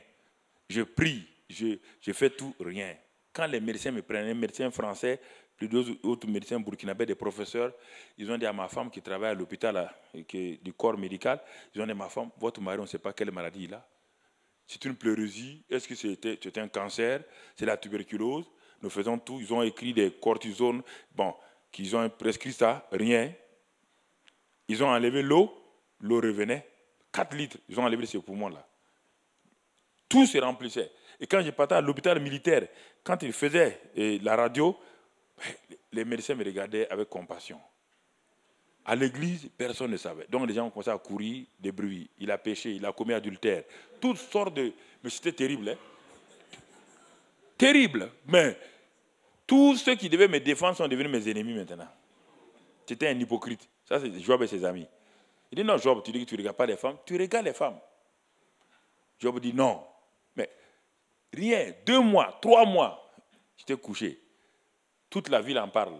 Il dit, Seigneur, tu entends? Il dit, j'entends bien. Et alors, que veux-tu que je fasse? Il dit, mais Seigneur, relève-moi. Ils sauront que je n'ai pas péché. Et Dieu dit, reste couché. Il dit maintenant, appelle tes anciens. J'ai appelé les anciens. Ils sont venus à la maison. Il dit, bon, va au salon. Allez, va au salon, va t'asseoir avec eux. Je suis allé m'asseoir avec les anciens. Dieu me dit, est-ce que tes relations avec les anciens étaient des bonnes relations? Il dit oui. Il dit, mais qui t'a dit ça? Assois-toi avec eux. Et quand ils sont venus, j'ai commencé à parler. J'ai vu que, en réalité, ils acceptaient, mais il y avait des choses que je leur faisais qui n'étaient pas bien. Je me suis repenti avec les anciens. Je leur ai demandé pardon. Ils ont prié pour moi. Dieu dit, ce n'est pas fini, ce n'est qu'un processus. Les anciens sont partis. Encore, je reviens à la famille encore. Même chose encore. Il dit, est-ce que tu as été un bon mari? Il dit, appelle ta femme. Cette fois-ci, je n'ai pas appelé les enfants, j'ai appelé ma femme. Elle est venue s'asseoir à côté de moi. J'ai commencé à dire, mais vraiment, nos relations n'ont pas été tout le temps bonnes. Je reconnais. Parfois, j'ai abusé de mon autorité. Elle était assise à côté de moi, elle avait compassion. J'étais couché sur le lit. Elle a prié pour moi, elle a commencé à crier pour moi. Quand c'est fini, Dieu me dit, ta relation avec moi, tu m'aimes ou tu me suis, tu me sers pour quel intérêt? Je dis, Seigneur, mais moi je t'aime. Il dit, mais tu es sûr? Si je t'ai retiré tout, est-ce que tu vas continuer à m'aimer? Il dit, c'est pas sûr. Il faut être honnête avec Dieu. Avec Dieu, il sait déjà, il connaît déjà la réponse. Ne vous en faites pas.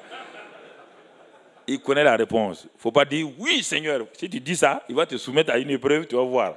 Il vaut me dire, Seigneur, vraiment, je ne sais pas. Parce qu'une fois, quand j'étais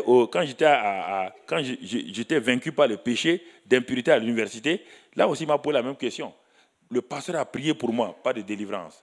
Ils ont chassé les démons, pas de délivrance. Et un jour, je priais en tant qu'étudiant dans ma chambre. Dieu est venu, il me dit, est-ce que moi, Dieu, je peux séparer 2 amis?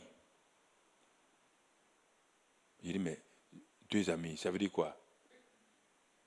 Et Dieu me dit, tu veux être libéré du péché d'impureté? Il dit oui.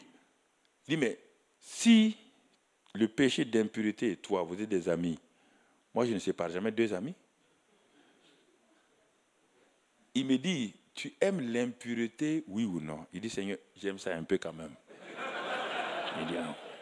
Il dit, alors, tu aimes l'impureté et tu veux que moi je te délivre. Le jour que tu vas haïr l'impureté, je vais te délivrer. Moi, je délivre mes enfants de leurs ennemis, pas de leurs amis.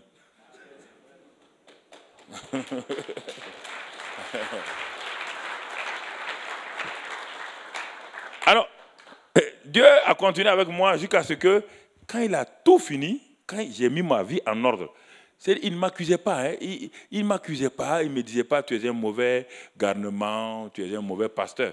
Mais il venait, il me parlait un peu, et puis il envoie un peu de feu. Tout ce qui est en moi là, les choses personnelles, égocentriques et tout brûlait. La paille, tout ce qui était en moi, la paille. Et Dieu donne une vision maintenant. Écoutez, Dieu donne une vision, et dans cette vision, le ciel s'ouvre. Et cette gloire de Dieu, comme quelque chose de bleu, descend. Le Saint-Esprit descend du ciel. Et nous étions en réunion, dans cette vision, nous étions en réunion dans l'église. Les pasteurs et moi, on est peut-être 10 ou 15. Et brusquement, quand cette gloire de Dieu arrive sur notre bâtiment, cette gloire de Dieu va d'abord sur tout l'extérieur du bâtiment, l'enduit. Et il enlève l'enduit, et on voit dans la vision que notre église était bâtie avec du banco et de la paille. Mais dans la vision, nous avons dit, non, mais c'est une église qui est bâtie en béton. Mais non, Dieu dit, c'est de la paille et du banco. Il dit, regardez, d'un seul coup, quand le Saint-Esprit, cette nuée est arrivée sur les murs, comme une bombe, boum, dans la vision. Et la maison s'est écrasée sur nous. Personne n'est mort. Tout ça dans la période de maladie que j'avais. Dieu va m'enseigner pour 3 choses à la fois. Ma relation avec les anciens, ma relation avec ma famille et la manière de conduire l'œuvre de Dieu. Quand le bâtiment est tombé, tous les autres pasteurs et moi, on était assis, on était étonnés. Les briques sont tombées sur nous, mais personne n'est blessé. Et la gloire de Dieu continue à descendre, vient sur le sol.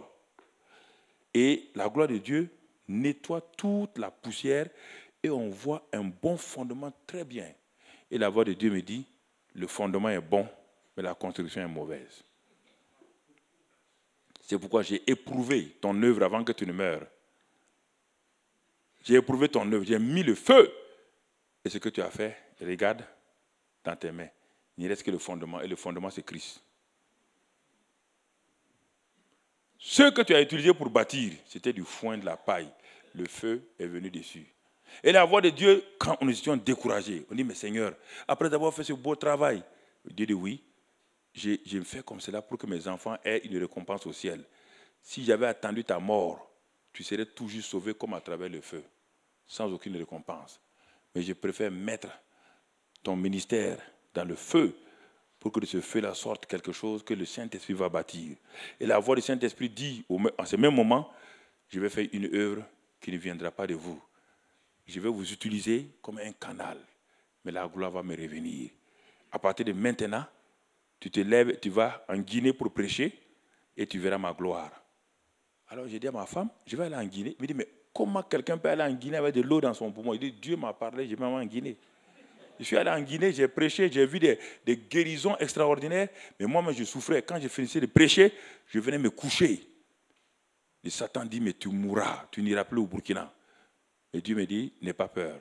C'est ainsi que Dieu m'a guéri. Et Dieu m'a dit, il n'est pas difficile pour lui de sécher les 4 litres d'eau ici. Il dit, j'ai séché toute la mer Rouge, ça fait des millions de mètres cubes.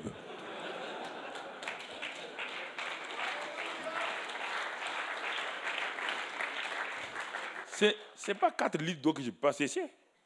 Mais j'ai voulu t'apprendre quelque chose. Et cela a changé ma vie sur mes relations avec ma famille, sur mes relations avec les anciens de l'Église et sur la manière de conduire l'œuvre de Dieu. Je n'étais plus à la recherche de l'onction pour l'onction. J'étais plus à la recherche des miracles pour des miracles. J'étais là, cherchant à savoir comment être un bon fils, un bon prêtre, un bon mari, un bon père, simplement un bon serviteur. Que Dieu vous bénisse.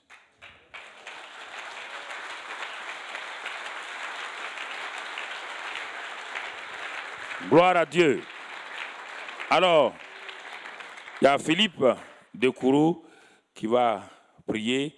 Mais avant de prier, je voudrais que nous nous tenons en sa présence. Je me tiens dans la présence du Seigneur. Tenons-nous dans... Non, restons, quand je dis tenons-nous, ça veut dire restons dans le respect dans sa présence. Le Saint des Saints est là. Je viens et je me prosterne dans ta sainte présence. En toi, point de péché. Dans le très saint nous sommes. Je me tiens dans la présence du Seigneur. Le Saint des Saints est là. Je suis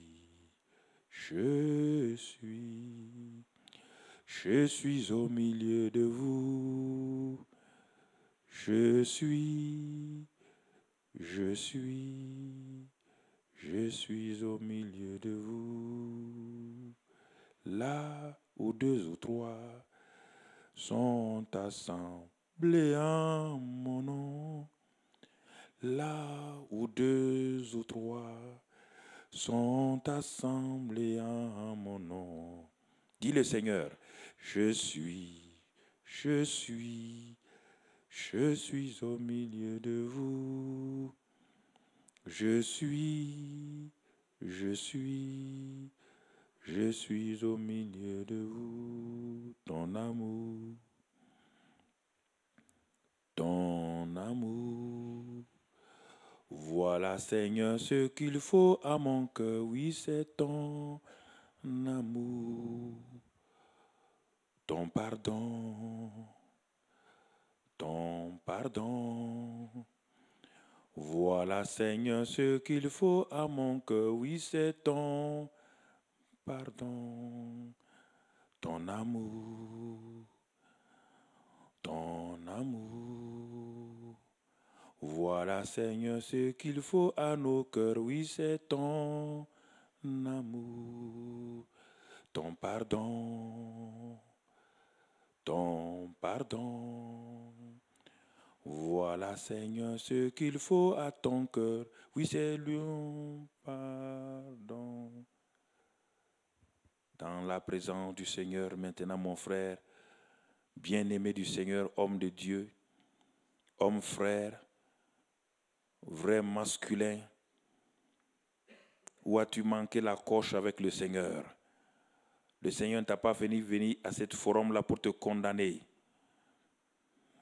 Comme le fils prodigue qui est revenu à lui, Dieu veut te voir comme l'homme prodigue.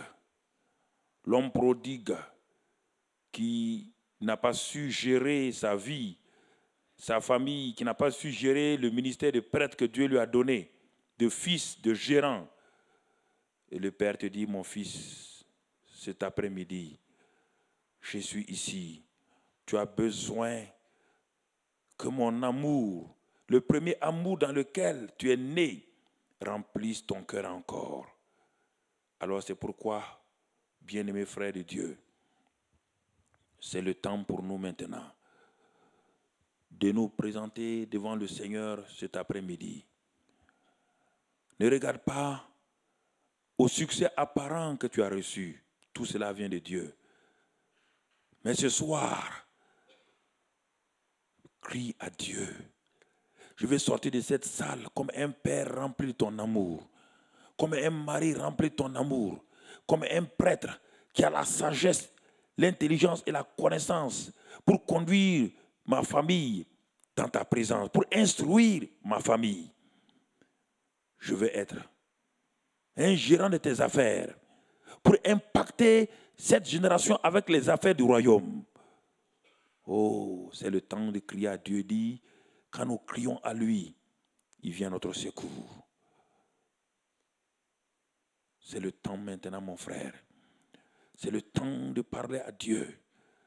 C'est le temps ce soir. Je ne te demanderai pas, tu as déjà fait tant de consécration. Tu t'es fait trop de vœux à Dieu. Demande simplement le secours du Seigneur ce soir. Dieu a vu combien de fois tu t'es consacré, tu as fait des vœux d'être un bon père, un bon mari, un bon gestionnaire, un bon fils, un bon gérant. Mais tu n'as pas pu tenir parole parce que tu as fait toutes ces choses-là par ta capacité, par ta force. Dieu dit ce n'est pas par la puissance humaine, ce n'est pas par la force humaine, ni l'intellect humain. Il dit c'est par mon esprit. Dis au Père ce soir, j'ai besoin que le Saint-Esprit qui habite en moi me renouvelle et me remplisse. Commence à parler à Dieu maintenant, là où tu es. Commence, mon frère.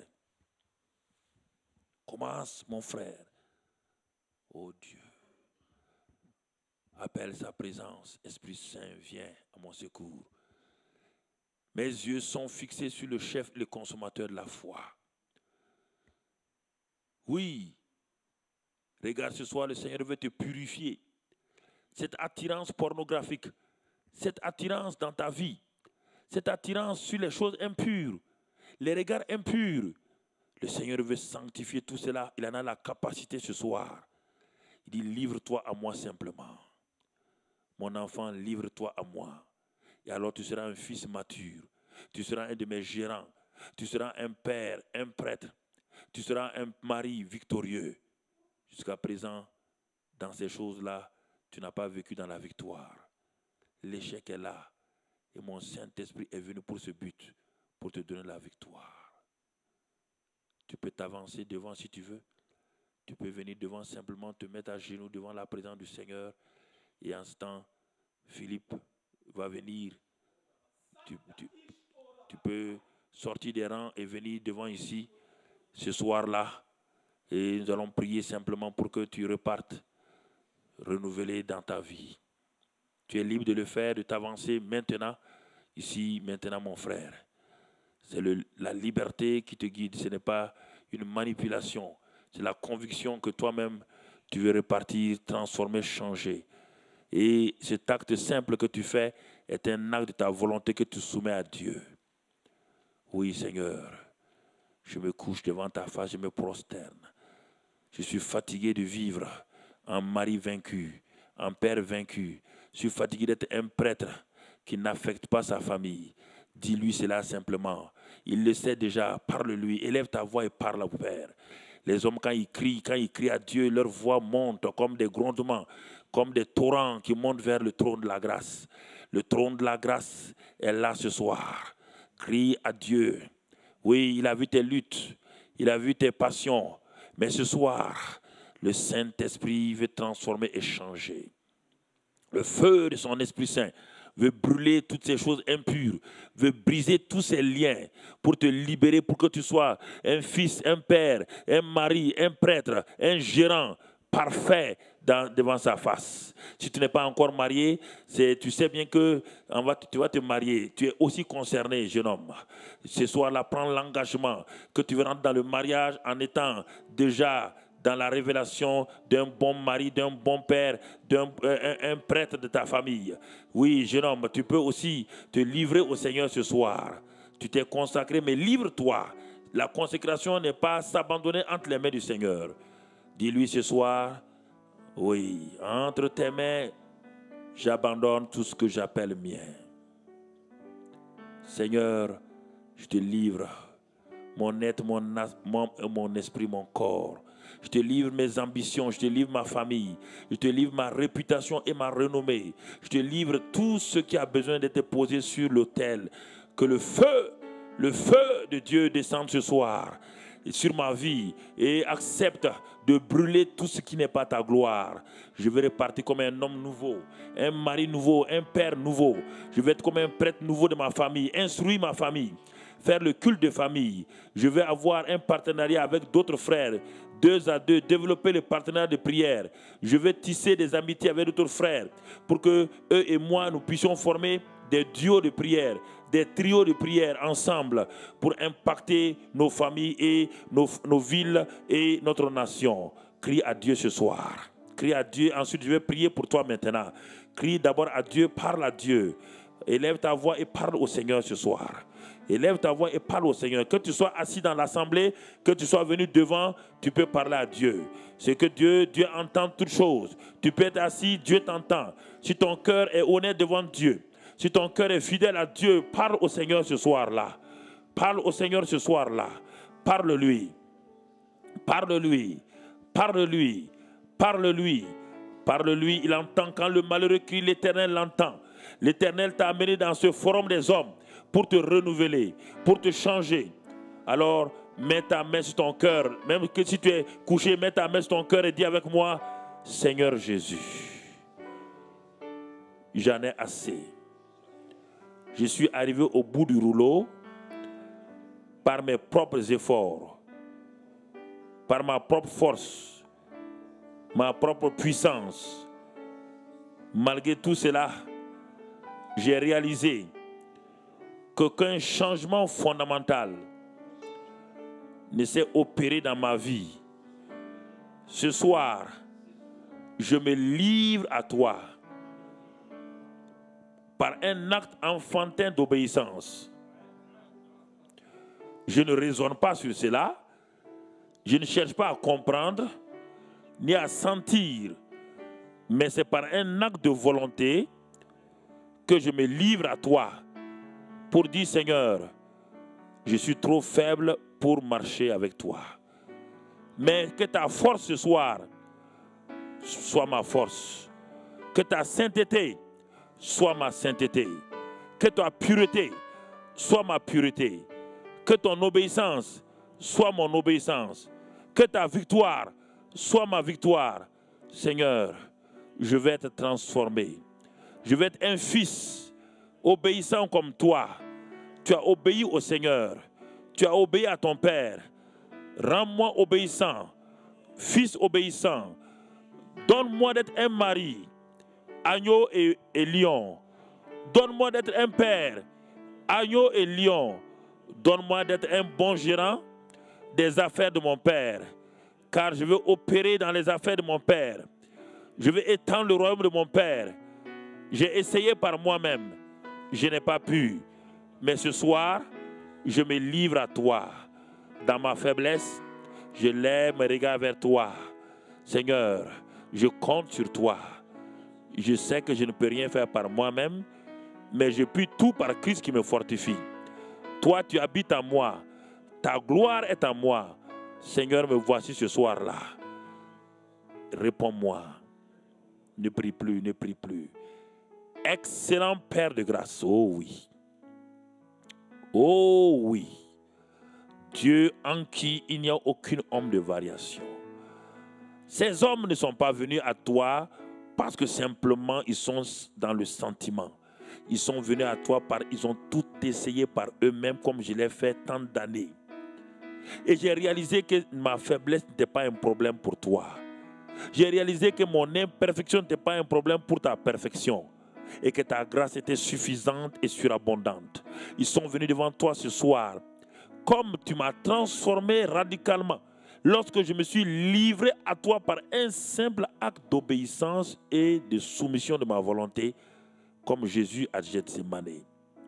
Il a dit non pas ma volonté mais ta volonté. Ce soir ils ont dit Seigneur, nous voici. Nous nous livrons. Saint-Esprit de Dieu, Esprit de vie, Esprit d'amour, Esprit de sagesse, d'intelligence et de connaissance. Ranime la vie de ces hommes et de ces femmes. Déverse en eux encore le premier amour qui a été éteint.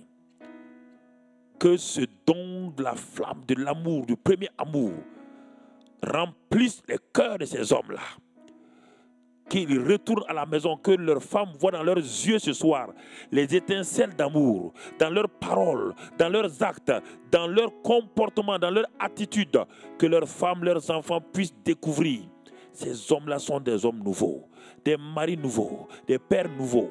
Que le lundi, que les travailleurs, leurs patrons, ou ici leurs travailleurs voient que ce sont des gérants nouveaux du royaume et qu'ils puissent être étonnés de cette grâce que tu fais.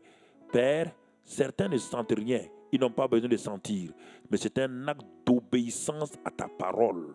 Ils sont venus à toi, ils ne peuvent pas retourner tels qu'ils sont venus. Non, Seigneur. C'est pourquoi, Père excellent, Père de grâce, je te remercie pour ce que tu as opéré dans leur vie.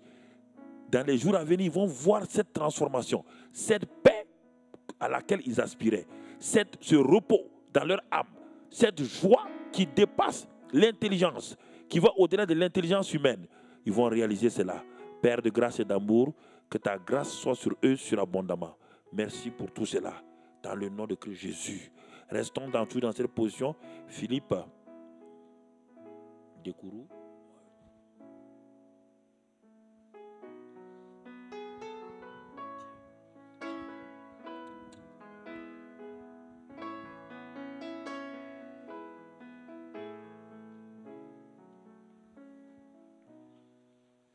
Quand le peuple de Dieu des quatre coins de l'horizon. Merci Seigneur pour ces hommes. Quand le peuple de Dieu se rassemble en ton nom. Quand les cœurs s'ouvrent et que les mains se tendent. Quand nos âmes soupirent à t'entendre, assoiffées de toi. Jésus, tu es là. Jésus, tu es là. Jésus, tu es là. Jésus, tu es là. Quand du milieu de nous, comme un parfum d'adoration, s'élèvent nos voix pour chanter, louer ton nom. Quand les cœurs s'ouvrent et que les mains se tendent, quand nos âmes soupirent à t'entendre, assoiffés de toi. Jésus, tu es là. Jésus, tu es là. Jésus, tu es là. Jésus, tu es là. Jésus, tu es là. Jésus, tu es là. Jésus, tu es là. Jésus, tu es là. Quand du milieu de nous, comme un parfum d'adoration, s'élèvent nos voix pour chanter en ton nom. Quand les cœurs s'ouvrent et que les mains se tendent, quand nos âmes soupirent à t'entendre, assoiffés de toi.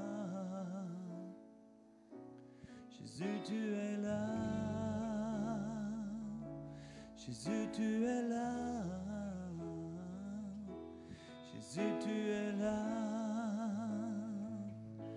Jésus, tu es là. Saint-Esprit, tu es là. Saint-Esprit, tu es là. Saint-Esprit, tu es là. Saint-Esprit, tu es là. Saint-Esprit, tu es là. Oh, tu es là. Esprit de vie, esprit de guérison, esprit de vie, de grâce et de pardon.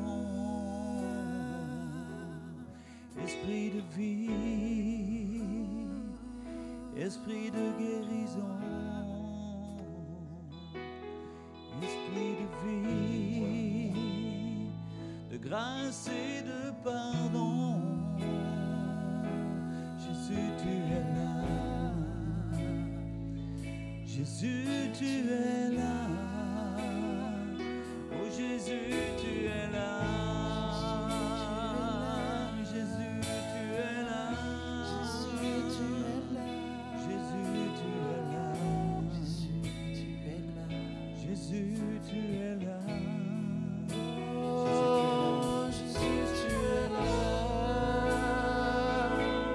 L'Esprit du Seigneur l'Éternel est sur moi, car il m'a envoyé aujourd'hui pour porter de bonnes nouvelles aux malheureux, pour guérir ceux qui ont le cœur brisé au milieu de nous.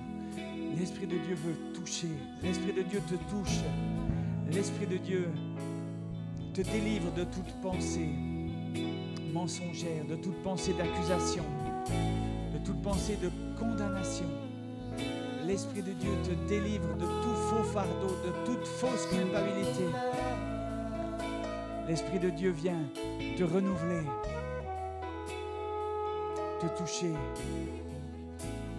te bénir, te donner une force nouvelle, un zèle nouveau, un feu nouveau.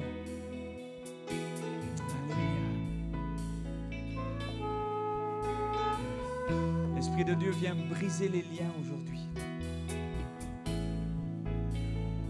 Briser les chaînes, dénouer les chaînes de la méchanceté, dénouer les pièges de l'ennemi, les pièges du mensonge dans nos pensées, dans ces sentiments, ce senti qui nous manque. La lumière du Seigneur vient mettre la lumière dans ta vie. La vérité chasse le mensonge, la lumière chasse les ténèbres. Alléluia. Merci pour l'œuvre nouvelle que tu fais, Seigneur. Si vous êtes malade dans votre corps maintenant, posez votre main, vous pouvez vous asseoir. Là où vous êtes malade, si vous avez un problème de prostate, si vous avez un problème cardiovasculaire, si vous avez un problème donc d'hépatite, vous posez votre main sur votre corps. Je vais faire une prière de guérison pour vous. Ce n'est pas une croisade de guérison, mais je vais proclamer une parole de guérison pour vous maintenant.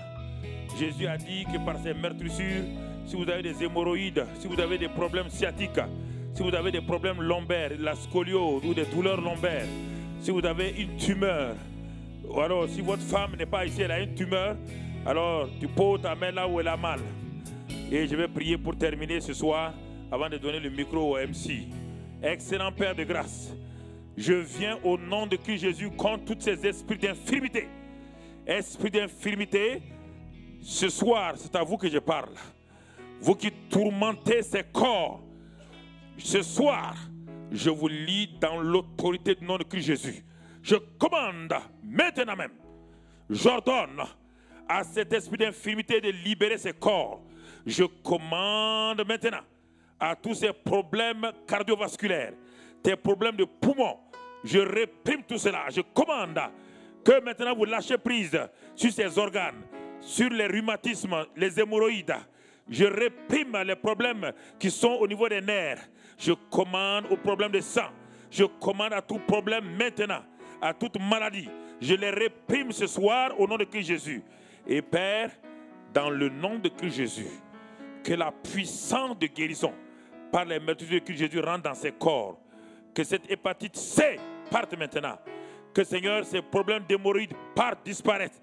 Que cette scoliose, cette colonne vertébrale se redresse maintenant. Je commande aux douleurs lombaires et aux douleurs cervicales. Vous avez eu un accident et vous avez des douleurs cervicales. Posez votre main sur au niveau cervical. Je commande que les vertèbres cervicales qui ont été dérangées, qui coincent les nerfs, soient décoincées maintenant. Je commande maintenant aux problèmes de poumons. Je réprime ces ulcères gastriques. Je commande à ce pancréas qui ne fonctionne pas. Je commande maintenant au foie qui a été atteint, à toute ulcère. Je commande à l'angine de poitrine.